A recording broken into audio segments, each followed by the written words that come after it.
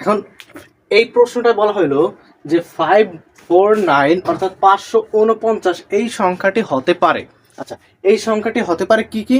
এখন এই উত্তরটা জানার জন্য আমাদের সংখ্যা পদ্ধতির সংখ্যাগুলো জানতে হবে যে কোন সংখ্যা পদ্ধতির কি কি সংখ্যা আছে। আচ্ছা, এইখানটায় কি কি হইতে পারে? এইখানে যে এই যে লাস্টের সংখ্যাটা 9, অর্থাৎ 9 সংখ্যাটা আছে কোন কোন সংখ্যা পদ্ধতিতে?